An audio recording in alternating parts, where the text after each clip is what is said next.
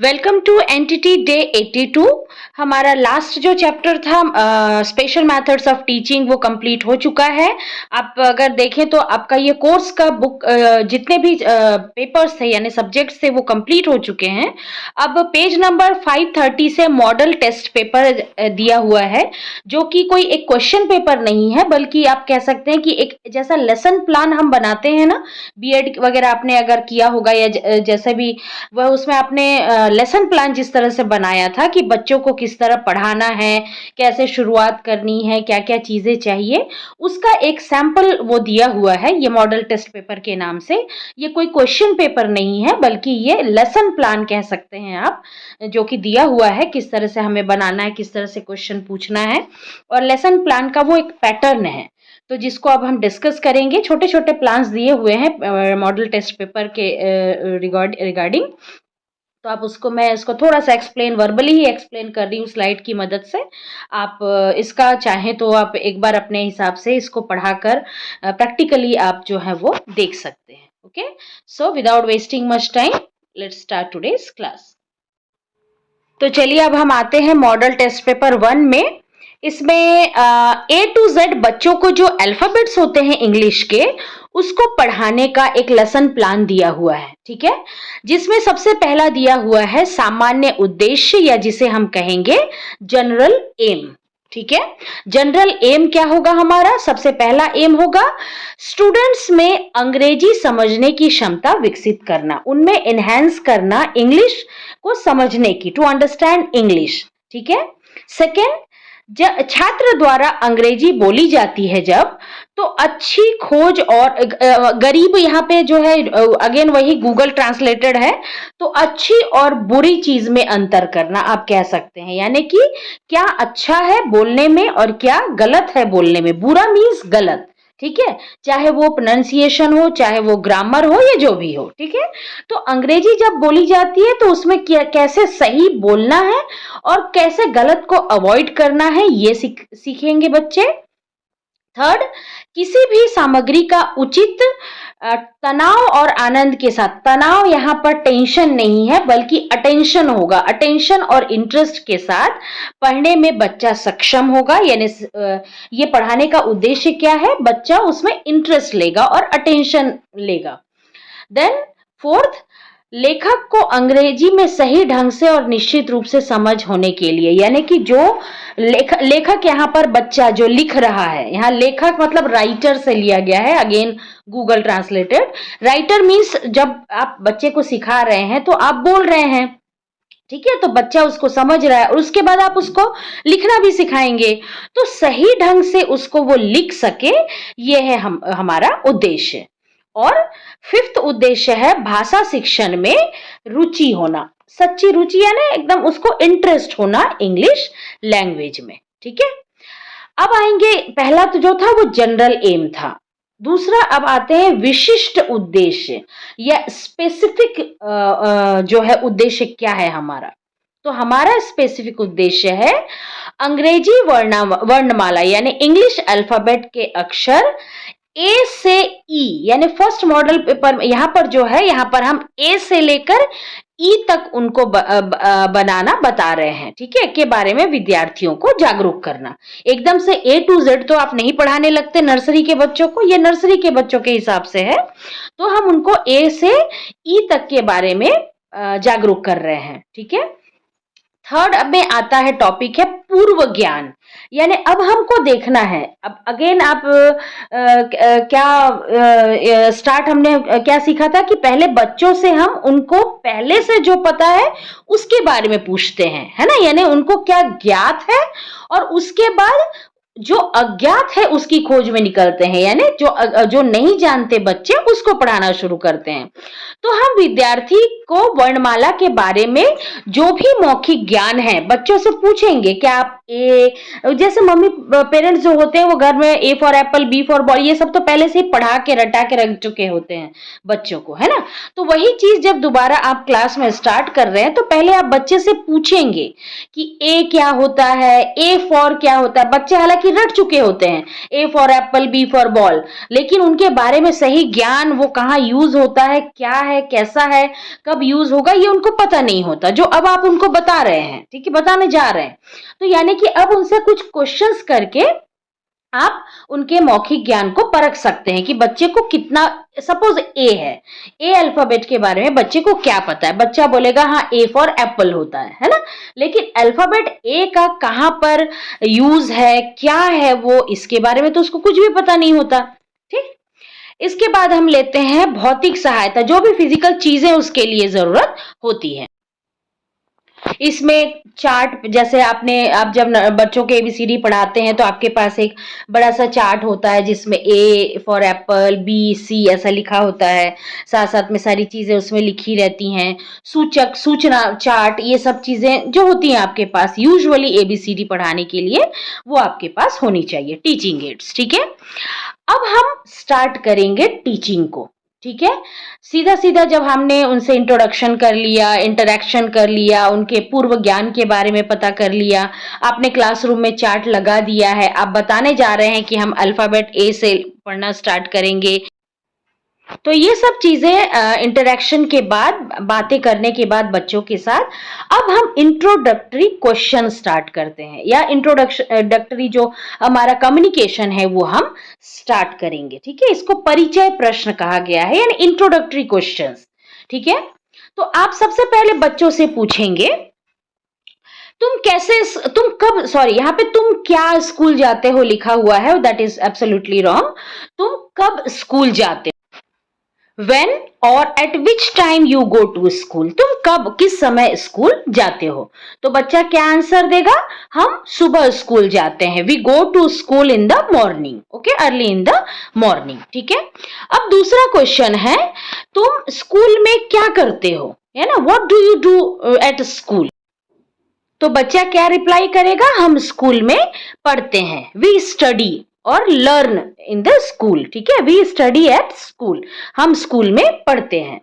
Third question आप उनसे पूछेंगे, इसमें क्वेश्चन थोड़ा गड़बड़ है, देखिएगा कि एबीसी क्या है, व्हाट आर एबीसी, है ना, what are A B C, alphabet A B C क्या है। तो बच्चे क्या जवाब देंगे, ये एक अल्फाबेट है, एबीसी अल्फाबेट है, क्योंकि आपने अभी अभी उनको बताया है कि एबीसी आर अल्फाबेट्स, है ना, वर्णमाला है, इंग्लिश की वर्णमाला है। ठीक है, इस तरह के क्वेश्चंस आप उनसे कर सकते हैं। ठीक, तो अब आप उनको बताएंगे, आप अपना उद्देश्य बताएंगे, इन सब चीजों को, पूरी चीजों को डिस्कस करने का, उनके साथ कम्युनिकेट करने का, उनको आप अपना उद्देश्य बताएंगे कि आज मैं आपको ए से लेकर ई तक के अल्फाबेट सिखाऊंगी या सिखाऊंगा। ठीक है, today I am going to teach you from alphabet A to E. ठीक है, मैं ए से लेकर ई तक के अल्फाबेट आपको सिखाऊंगा। ठीक है, तो अब क्या करना है आपको, आप एकदम से बच्चों, आप वहां पे लिख देंगे ब्लैक बोर्ड में ए और उनको अल्फाबेट ए के बारे में बताने लग जाएंगे, तो इसका कोई उसका बच्चों पर प्रभाव नहीं होगा, because they are totally raw, उनको पता नहीं है अल्फाबेट क्या होते हैं, उनका यूज क्या होता है, क्या चीज वो। ठीक है, अब उनको सिर्फ इतना मालूम है ए फॉर एप्पल, क्योंकि मम्मी ने रट्टा मारा हुआ है उनको कि ए फॉर एप्पल होता है। तो अब क्या करेंगे आप, ठीक है, आप एप्पल को लेंगे अपने हाथ में, क्योंकि आपके पास में टीचिंग एड्स होना चाहिए, चाहे आप एक ओरिजिनल एप्पल लें, चाहे आपके पास, क्योंकि आजकल आप देखे होंगे टीचिंग एड्स में जो उसमें टेराकोटा यानी मिट्टी के या प्लास्टिक के बने हुए फ्रूट्स होते हैं, वो आप यूज कर सकते हैं, या एप्पल की फोटो दिखा सकते हैं, या आप पहले वाले दिन बच्चों को बोल सकते हैं, पेरेंट्स को लिख कर दे सकते हैं कि बच्चों के टिफिन में एप्पल भेजिए। तो ये सब चीजें आप पहले से कर सकते हैं। ठीक है, तो यहाँ पर देखिए, यहाँ पर सेंटेंस टोटली गूगल ट्रांसलेटेड है, तो यहाँ पर सब गड़बड़ है, मैं आपको बता रही हूँ।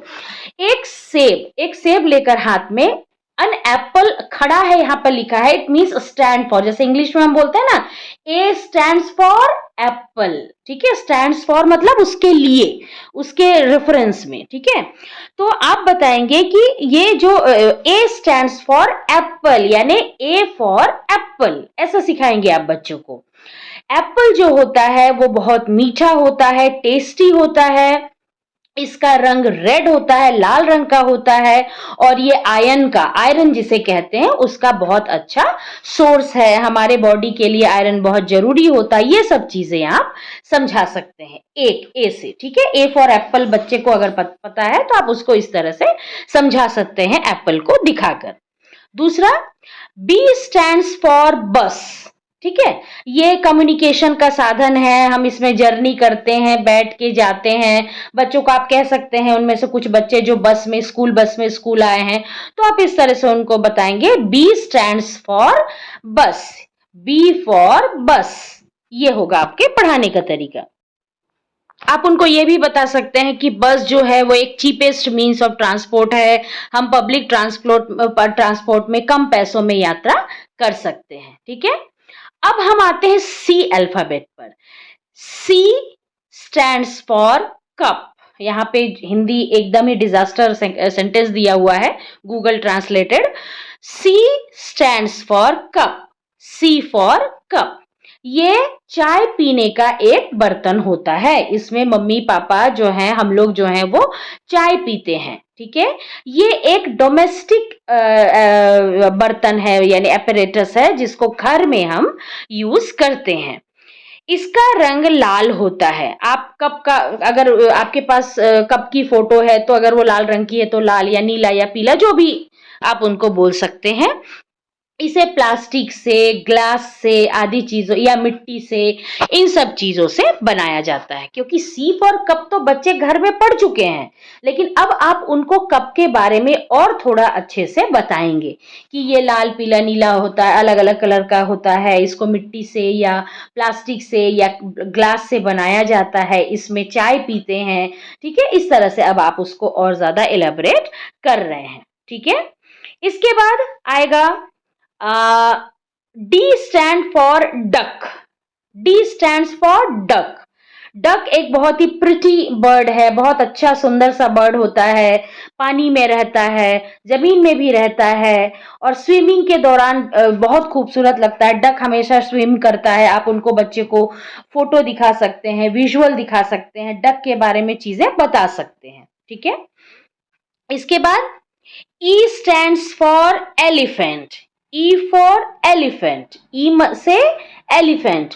एलिफेंट बहुत बड़ा एनिमल है, बहुत उपयोगी है, जंगल में रहता है, सबको बहुत पसंद आता है, ठीक है। सबसे अर्थ का, लैंड का सबसे बड़ा एनिमल है। ये सब चीजें आप सिखा सकते हैं उनको। उनको शुगर यहाँ पे लिखा है, जो कि शुगर केन होगा, यानी गन्ना, ठीक है। हाथी को या एलिफेंट को गन्ना बहुत पसंद है, ठीक है। गन्ना बहुत चाव से खाता है। ये सब चीजें आप उसको पढ़ा और दिखा और समझा सकते हैं, ठीक है। इसके बाद अब आएगा टर्न छात्रों का पढ़ना। छात्र अब उसको रीड करेंगे, ठीक है। तो आप रीड एक बार, ए फॉर एप्पल ऐसे बोलेंगे और बच्चा फिर उसको रिवाइज करेगा। कैसे पढ़ाई होती है नर्सरी में, इसी तरह से ही पढ़ाई होती है ना। आप अपना समझाने के बाद अब बच्चों से रिवाइज कराएंगे, क्योंकि अब उनका प्रोनाउंसिएशन भी तो आपको सही करना है ना। बच्चा ठीक से एप्पल बोल रहा है कि नहीं, या कोई कुछ और चीज तो नहीं बोल रहा है, ठीक है। तब आप उनको रिवाइज कराएंगे। A for apple, like that. B for bus, C for cup, D for duck, E for elephant. आप उनको प्रोनाउंसिएशन, ताकि बच्चा अब जो है वो वर्बली बोलकर उसका प्रोनाउंसिएशन भी अच्छा हो, ठीक है। जैसे घर में तो मम्मी पापा ने अल्फाबेट और ये ए फॉर एप्पल ये सब पढ़ाया है, लेकिन सबका बोलने का प्रोनाउंसिएशन अलग अलग। कोई एलिफेंट बोलता है ना, उसका जो कम्युनिकेशन है वो एलिफेंट, ठीक है। इस तरह से आप उनको समझाएंगे। इस तरह अब बच्चों से रीडिंग वगैरह कराकर, आप यानी उनसे बुलवा कर, उनका प्रोनाउंसिएशन जांच कर, अब आप उनके लिए कुछ क्वेश्चंस करेंगे, ताकि आप ये समझ सकें कि बच्चा समझ पा रहा है कि नहीं, समझ चुका है या नहीं, कंफ्यूज तो नहीं हो रहा है। तो इस तरह से आप उससे कुछ ब्रॉड क्वेश्चंस अब पूछेंगे, like what stands for Apple, और विच अल्फाबेट स्टैंड्स फॉर एप्पल। तब बच्चा क्या बोलेगा, ए स्टैंड्स फॉर एप्पल। आप बोलेंगे एप्पल कौन से अल्फाबेट से स्टार्ट होता है, तो बच्चा क्या बोलेगा, एप्पल ए अल्फाबेट से स्टार्ट होता है, यानी आप समझ जाएंगे इनके आंसर से कि हाँ बच्चा जो है वो समझ चुका है अच्छे से। दूसरा क्वेश्चन आप कर सकते हैं, what is the colour of the cup. जो भी कप का आपके पास जो फोटो होगी या रियल कप होगा उसका जो कलर होगा आप उससे पूछ सकेंगे आप। अगर बच्चा जवाब देता है the colour of the cup is red, यानी कप का कलर रेड है, और अगर एग्जैक्ट वही है तो आप समझ जाएंगे कि हाँ बच्चा अच्छे से समझ चुका है। थर्ड क्वेश्चन आप उनसे पूछ सकते हैं, कौन सा पक्षी लैंड और वाटर दोनों में रहता है। आपने अभी अभी उसको पढ़ाया था, डी फॉर डक, एक बहुत सुंदर सा पक्षी है जो कि पानी में और लैंड में दोनों में रहता है, स्विमिंग करता है, ये सब आपने पढ़ाया था। तो अगर बच्चा आंसर दे कि डक जो है वो पानी में और लैंड में दोनों में रहती है, तो आप समझ जाएंगे कि हाँ बच्चे को समझ में आ चुका है। ठीक है, अब हमने उनको वर्बल वर्क तो करा लिया, समझा लिया, ए फॉर एप्पल, एप्पल क्या है, बस क्या है, सब समझा लिया। अब आता है मेन वर्क, वो है रिटन। ठीक है, रिटन वर्क। बच्चा सिर्फ बोलेगा थोड़ी जिंदगी भर, उसको लिखना भी तो आना चाहिए, ए फॉर एप्पल। ठीक है, तो अब आएंगे हम ब्लैक बोर्ड वर्क पर। ठीक है, सबसे पहले आपको सिखाने का क्या तरीका होगा, आप ब्लैक बोर्ड पर अपना पेंसिल या जो भी आपका व्हाइट बोर्ड का पेन होगा उसको लेंगे, और उसके बाद आप उसमें सबसे पहला अल्फाबेट ए है, आपने ऊपर लिखा हुआ है ए फॉर एप्पल। अब इतना छोटा बच्चा है, वो ए तो बनाना सीखेगा नहीं, पता होगा नहीं उसको, है ना। तो अब आप उसको सिखाएंगे। सबसे पहले हम कोई भी अल्फाबेट सिखाने से पहले प्री नर्सरी प्रेप क्लासेस में उनको क्या सिखाते हैं, लाइंस खींचना सिखाते हैं, है ना। स्टैंडिंग लाइन, स्लैंटिंग लाइन, ठीक है, सीधी लाइन, टेढ़ी मेढ़ी लाइन, जिगजैग लाइन, ये सारी चीजें आप सिखाते हैं ना। तो अब आप बच्चे को कैसे करेंगे, सिखाएंगे।